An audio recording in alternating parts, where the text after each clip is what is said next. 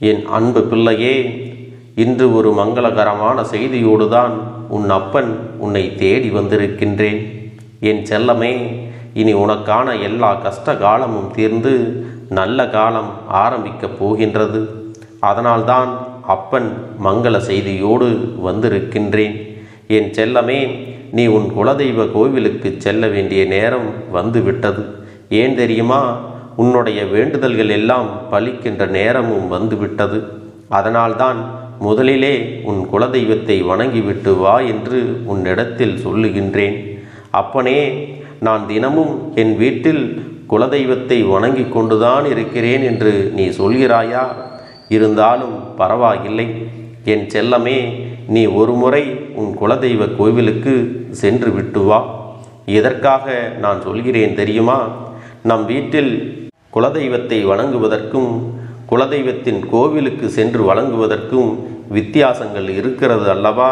என் அன்பு பிள்ளையே, குலதெய்வங்களின் கோவிலுக்கு சென்று அவர்களிடத்தில் அவர்களை வணங்கினால்தான் அவர்களுடைய ஆசிர்வாதங்கள் நமக்கு முழுமையாக கிடைக்கும் என்பதை நீ மறந்துவிடக்கூடாது. குலதெய்வத்தை வழிபடாமல் மற்ற தெய்வத்தை வழிபட்டால் அதில் நன்மை பயக்குமா, நன்மைகள் கிடைக்குமா என்று கேட்டால் அது சந்தேகம்தான்.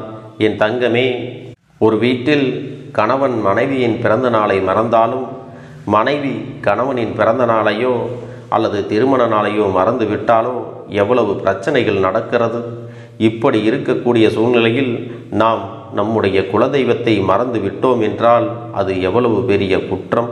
குலதெய்வத்தை மறந்து விட்டால் அந்த தெய்வம் முழுமையாக நமக்கு நன்மைகளை செய்வதையும் நல்ல நல்ல வாய்ப்புகளை கொடுப்பதையும் தவிர்த்து விடும் என்பதை நீ மறந்து விடாதே.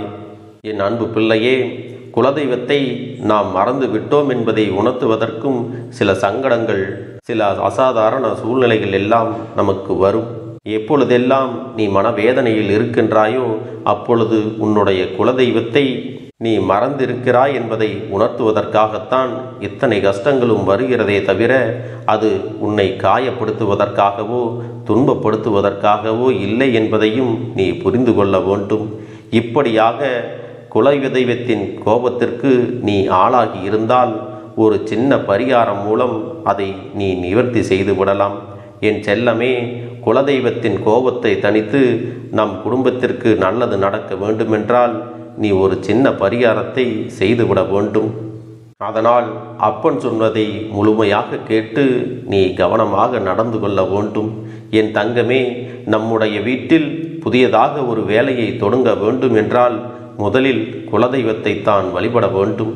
வீட்டில் திருமணம் வைத்திருந்தாலோ அல்லது வேறு ஏதாவது சுபகாரியங்களை நடத்த வேண்டியதாக இருந்தாலோ முதலில் குலதெய்வ கோவிலுக்கு சென்று பொங்கல் வைத்து வர வேண்டும்.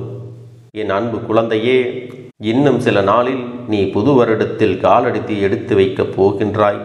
அப்படி இருக்கும் பொழுது குலதெய்வ கோவிலுக்கு சென்று அவரவர் வீட்டுக்கு முறைப்படி அபிஷேகம் ஆராதனை செய்து படையலிட்டு குலதெய்வத்தை வழிபடுவது மிகச் சிறப்பான விஷயம் என்பதை நீ மறந்துவிடக்கூடாது. குலதெய்வம் மட்டுமே நம்முடைய குலத்தையும் நம்முடைய குடும்பத்தையும் எந்த கஷ்டமும் ஏற்படாமல் காக்கும் என்பதை நீ உணர்ந்திருப்பாய் அல்லவா? அதற்காகத்தான் உன் அப்பன் உன்னிடத்திலே இதை சொல்லிக் கொண்டிருக்கிறேன். நீ மட்டும் உன் குலதெய்வ கோவிலுக்கு சென்று விட்டு வந்தால் உன்னுடைய குடும்பத்தில் ஒற்றுமை அதிகரிக்கும். உன்னை விட்டு விலகிச் சென்ற வாய்ப்புகள் எல்லாம் உன்னை மீண்டும் தேடி வரும் என்பதையெல்லாம் நீ மறந்து விடாதே. என்னுடைய சில குழந்தைகளுக்கு நேரடியாக குலதெய்வ கோவிலுக்கு செல்ல முடியவில்லை, நான் வெகு தூரத்தில் இருக்கிறேன், என் குலதெய்வம் சொந்த ஊரில் இருக்கிறது என்று கேட்டால் அதற்கும் ஒரு வழி இருக்கிறது. என் தங்கமே, உன்னிடத்தில் உன் குலதெய்வ கோவிலுக்கு செல்ல வேண்டும் என்ற ஆசை ஏற்பட்டு விட்டது என்றால் நீ உடனடியாக இந்த புது வருடம் வருவதற்கு முன்பே உன் குலதெய்வ கோவிலுக்கு சென்று பொங்கல் வைத்து நீ வழிபாடு செய்துவிட்டு வர வேண்டும்.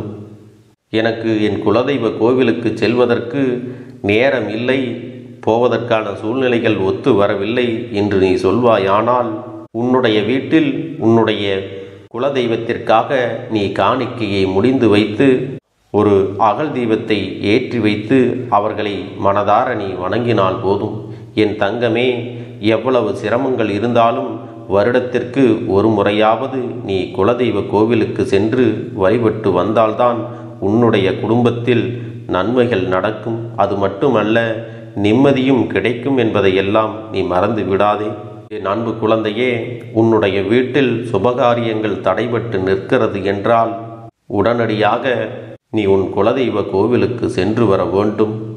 அப்படி நீ செல்லும் பொழுது நீ காணிக்கை முடிச்சினை வைத்திருக்கிறாய் அல்லவா, அதை குலதெய்வத்தின் உண்டியலிலோ அல்லது காணிக்கையாக வைத்திருக்கின்ற பணத்தோடு மேலும் சிறிது பணத்தை சேர்த்து உன்னுடைய குலதெய்வத்திற்கு பொங்கல் வைத்து அபிஷேகங்கள் செய்து குறைந்தது 4 பேருக்காவது நீ அன்னதானம் இட வேண்டும். என் அன்பு குழந்தையே, அப்பன் சொன்ன விஷயத்தை நீ புத்தாண்டு வருவதற்கு முன்பே செய்து விடுவது உனக்கு நல்ல பலன்கள் கொடுக்கும் என்பதை மறந்து விடாதே. அதற்காகத்தான் உன் அப்பன் மீண்டும் மீண்டும் இதனை உன்னிடத்தில் பொறுமையாக சொல்லிக் கொண்டிருக்கிறேன். என் செல்லமே, நீ உன்னுடைய லட்சியங்களை எல்லாம் அடைய வேண்டும் என்றால் அதற்கு உன்னுடைய குலதெய்வத்தின் அன்பும் ஆசீர்வாதங்களும் மிகவும் முக்கியம் என்பதை நீ மறந்துவிடக்கூடாது. நீ நினைத்த விஷயங்கள் எல்லாம் முழுமையாக நடந்து முடிவதற்கு இன்னும் கொஞ்சம் பாக்கியும் கொஞ்சம் தடங்கல்களும் இருக்கின்றது அல்லவா. அதையெல்லாம் நல்லபடியாக நடந்து முடிய வேண்டுமென்றால் நீ இதை கட்டாயமாக செய்துதான் ஆக வேண்டும். அதை மட்டும் நீ சரியாக செய்துவிட்டால் நீ மகிழ்ச்சியில் துள்ளி குதிக்கும் நேரம் இங்கு வந்துவிடும். என் அன்பு குழந்தையே, நீ என்ன குழப்பத்தில் இருந்தாலும் சரி, அதையெல்லாம் விட்டுவிட்டு உனக்கான துன்பங்களும் உனக்கான கஷ்டங்களும் இன்றோடு விலகத்தான் போகிறது, இன்றோடு முடியத்தான் போகிறது என்று நம்பிக்கை கொண்டு நீ உடனடியாக அப்பன் சொன்னதை நீ செய்ய வேண்டும். என் செல்லமே, உன்னை நான் எப்பொழுதும் கைவிடப் போவது இல்லை. உன்னுடைய கரங்களை வலிமையாக்குவதற்கும் உன்னுடைய பாதுகாப்பை அதிகமாக்குவதற்கும் உன்னுடைய முன்னேற்றத்தை பல மடங்காக உனக்கு கொடுப்பதற்கும் நல்ல செல்வ வளத்தையும் குடும்ப ஒற்றுமையையும் மன நிம்மதியையும் கொடுப்பதற்குத்தான் இந்த அப்பன் ஒவ்வொரு நாளும் உன்னிடத்திலே வந்து பேசிக் கொண்டிருக்கின்றேன். என்னை நீ வேறு எங்கும் தேடாதே. இந்த கருப்பண்ணசாமி உன்னுடைய பாதைகளிலும் சரி, உன்னுடைய இல்லத்திலும் சரி, உனக்கு துணையாக தான் வந்து கொண்டிருக்கின்றேன். இந்த நேரத்தில் உனக்கு எது நடக்க வேண்டும் என்று இருக்கிறதோ அதை நல்லபடியாக நடத்தி காட்டுவது இந்த அப்பனுடைய கடமை அல்லவா. என் அன்பு பிள்ளையே, உன்னை ஏமாற்றியவர்களுக்கும் அதேபோல கெட்ட காலம் தொடங்கிவிடப் போகிறது. உன்னை இத்தனை நாட்களும் அள வைத்து அவர்கள் சந்தோஷப்பட்டார்கள் அல்லவா. என் செல்லமே, இனி நீ சிரிக்கத் தொடங்க வேண்டிய காலம் வந்துவிட்டது. நீ கேட்ட விஷயங்கள் எல்லாம் உனக்கு நல்லபடியாக நடந்து முடியத்தான் போகிறது. வருகின்ற புத்தாண்டானது உனக்கு பெரும் மகிழ்ச்சியை தரக்கூடியதாகத்தான் இருக்க போகிறது என் அன்பு குழந்தையே. அதனால் உன்னிடத்தில் நம்ப வைத்து நமக்கு நம்பிக்கை துரோகம் செய்தவர்களை எல்லாம் எண்ணிக்கொண்டு நீ வருந்தி நிற்காதே. அவர்களுக்கு என்ன தண்டனை கிடைக்க வேண்டும் என்று உன்னுடைய மனதில் நீ ஆசைப்பட்டாயோ அந்த தண்டனையானது நிச்சயமாக அவர்கள் அனுபவிக்கத்தான் போகிறார்கள்.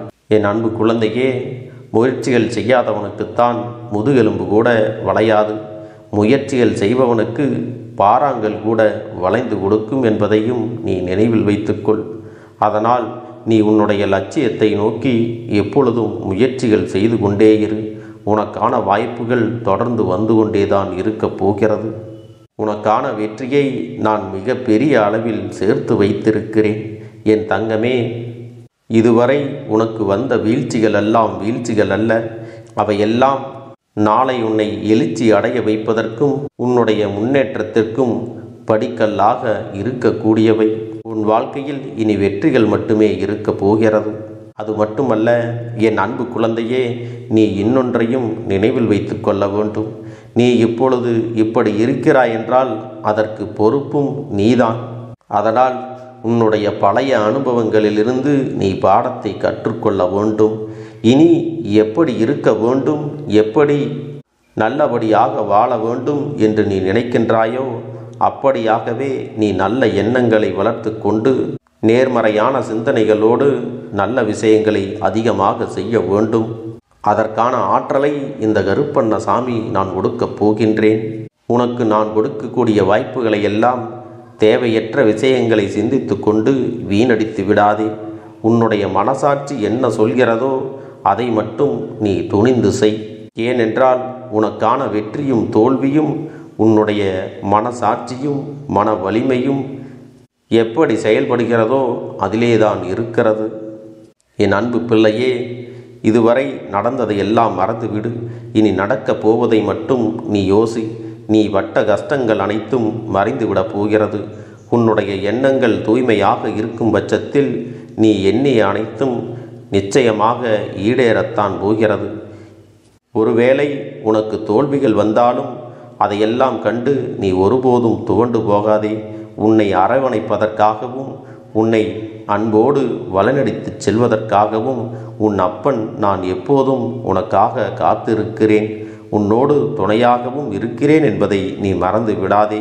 என் அன்பு பிள்ளையே, உனக்கான மன வலிமை வேண்டும், தைரியம் வேண்டும் என்று நீ கேட்பாயானால் நிச்சயமாக உன்னுடைய வீட்டில் இருக்கக்கூடிய என்னுடைய புகைப்படத்திற்கு நாள்தோறும் மாலை வேளையில் அகல் தீபத்தை ஏற்றி வைத்து நீ வழிபாடு செய்ய வேண்டும். என் அன்பு குழந்தையே, நீ இந்த கருப்பண்ணசாமி மீது முழுமையான நம்பிக்கை கொண்டால் நிச்சயமாக கடைசி நிமிடத்தில் கூட நீ செய்யக்கூடிய விஷயத்தில் மிகப்பெரிய வெற்றியை நீ அடைந்து விடுவாய். அது மட்டுமல்ல, உனக்கு இப்படி தீங்கினை செய்பவர்களை எல்லாம் ஒவ்வொரு நொடியும் கண்ணீர் சிந்தும்படி நான் அளவைக்கப் போகின்றேன். என்னுடைய தண்டனையிலிருந்து அவர்கள் ஒரு நாளும் தப்பிக்க முடியாது. நீ தைரியமாக இரு. உனக்கான சூழ்நிலை இனி சரியாகத்தான் போகிறது. என் அன்பு பிள்ளையே, உன்னுடைய உண்மையான அன்பினையும் பாசத்தையும் புரிந்து கொண்டு உனக்கு நன்மைகள் செய்யவும் உதவிகள் செய்யவும் நல்லவர்கள் இனி உன் வாழ்க்கையில் வந்து கொண்டுதான் இருக்கப் போகிறார்கள். என் செல்ல குழந்தைக்கு எதிர்பார்த்த சந்தோஷமும் நிறைந்த வாழ்க்கையும் மன நிம்மதியும் நிச்சயம் இந்த புத்தாண்டில் கிடைக்கத்தான் போகிறது. என் அன்பு குழந்தையே, இந்த கருப்பண்ணசாமியின் ஆசிர்வாதங்களும் அன்பும் துணையும் என்றென்றைக்கும் உனக்கு முழுமையாக கிடைத்து கொண்டே இருக்கும்.